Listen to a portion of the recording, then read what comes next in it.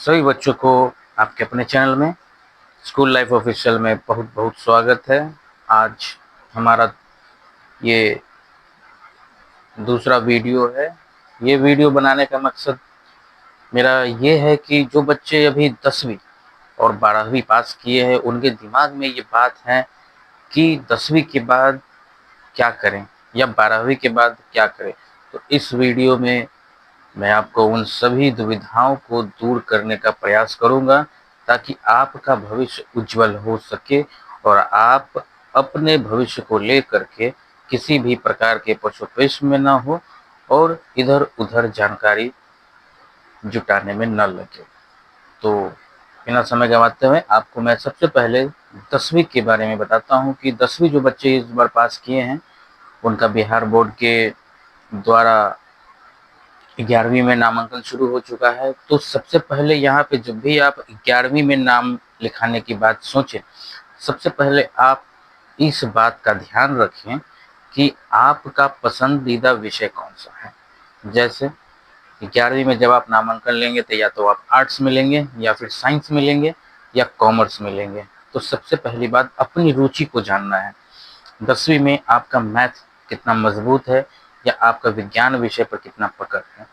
अगर इन दो विषयों पर आपका पकड़ बहुत अच्छा है, ठीक ठाक भी है, तो आप साइंस में जा सकते हैं। साइंस में जाने का मकसद यहाँ पर ये है कि आप मेडिकल में, फार्मेसी में, इस प्रकार के या फिर इंजीनियरिंग में जा सकते हैं। जैसे फिजिक्स केमिस्ट्री तो मैंडेटरी विषय है। फिजिक्स केमिस्ट्री मैथ लेने पर आप इंजीनियरिंग में जा सकते हैं। बायो लेने के बाद आप मेडिकल, नर्सिंग और फार्मेसी इन सब में जा सकते हैं। तो अगर आपकी रुचि इन सब क्षेत्रों में है तो आप ज़रूर जाएं, साइंस लें। लेकिन ये ध्यान रखें कि आपका विज्ञान और मैथ के प्रति रुचि होना चाहिए। नहीं तो व्यर्थ में साइंस ले करके और आप अगर डॉक्टरी के क्षेत्र में, मेडिकल के क्षेत्र में, इंजीनियरिंग के क्षेत्र में न जाते हैं तो फिर आपका साइंस लेने का समय भी व्यर्थ जाएगा, पैसा भी कोचिंग में आपका व्यर्थ जाएगा। तो ये तो हुई साइंस लेने के बाद। आर्ट्स लेने का विषय ये है कि आर्ट्स में आप कुछ भी ले सकते हैं, कोई भी विषय मानविकी का, हिस्ट्री, पॉलिटिकल साइंस, ज्योग्राफी, ये सारे विषय जो होते हैं कला के होते हैं। इसमें आप जब किसी भी विषय से इंटर करते हैं तो आपके पास विज्ञान के क्षेत्र के इंजीनियरिंग और मेडिकल, इन दो क्षेत्रों के अलावा आपके पास पूरा स्कोप रहेगा कि आप कहीं भी एक्सप्लोर कर सकते हैं। आप जर्नलिज्म कर सकते हैं, आप दरोगा, पुलिस, किसी भी विभाग में, आईएएस, आईपीएस, किसी भी विभाग में जा सकते हैं, बन सकते हैं। आपकी तैयारी के ऊपर निर्भर करेगा। तीसरा बात है कॉमर्स। कॉमर्स जो लोग बिजनेस, मैनेजमेंट, इन सब क्षेत्रों में जाना चाहते हैं तो आप कॉमर्स ले सकते हैं। आप कॉमर्स के क्षेत्र में जा सकते हैं। आपका मैथ उसमें मजबूत होना अनिवार्य है। तो ये छोटी छोटी बातें हैं जो आपको ध्यान रखने के लिए है। दूसरा, जो 12वीं के लोग बच्चे हैं जो 12वीं पास किए हैं और वो आगे अंडर ग्रेजुएशन पास करने की दिशा में आगे बढ़ेंगे और जो ग्रेजुएशन में नाम लिखाएंगे तो आपके पास भी वही सारे विकल्प ज़्यादा आपके पास स्कोप होंगे, क्योंकि इसके बाद आप 12वीं करने के बाद आप एक तरह से आप 18 वर्ष से ऊपर के हो जाएंगे और आप प्रतियोगिता परीक्षा की तैयारियों के दौर में आप शामिल हो जाएंगे। तो यहीं से आपका मेहनत, लगन दिखना चालू हो जाएगा और आपके ऊपर निर्भर करेगा कि आप 12वीं के बाद किस क्षेत्र में एक्सप्लोर करना चाहते हैं, किस क्षेत्र में जाना चाहते हैं।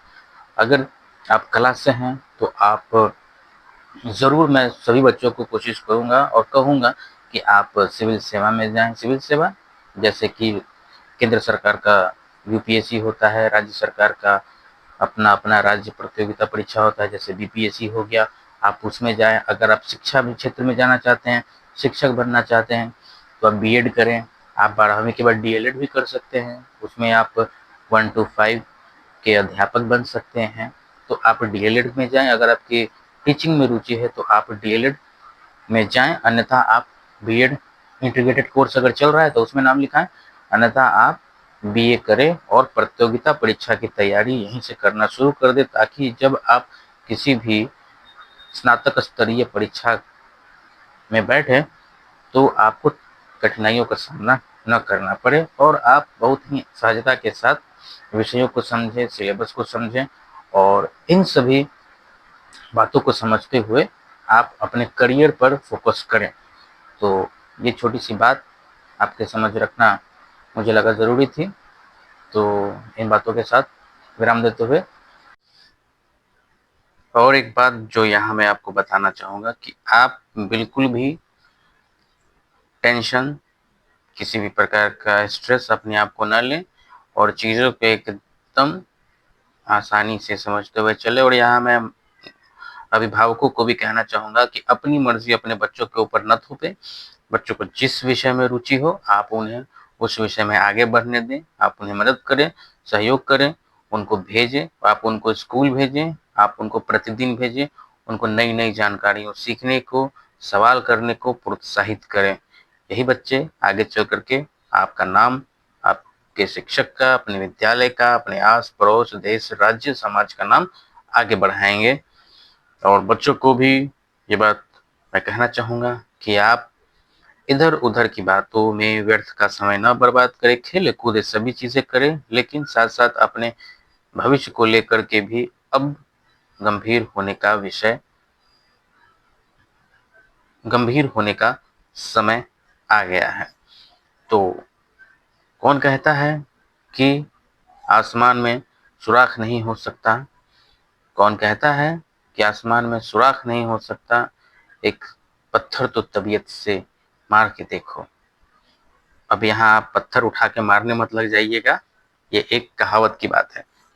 पत्थर इन द सेंस पत्थर मारने का मतलब है कि आप मेहनत से इतना मेहनत कर दें कि आप उस मुकाम पे पहुंच जाएं जहां से आप अपने आस-पड़ोस, देश, राज्य का कल्याण कर सकें।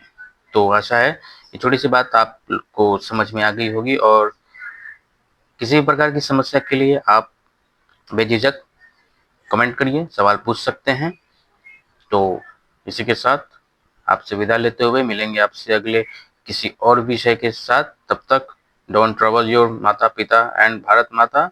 जय हिंद, जय भारत एंड डू सब्सक्राइब।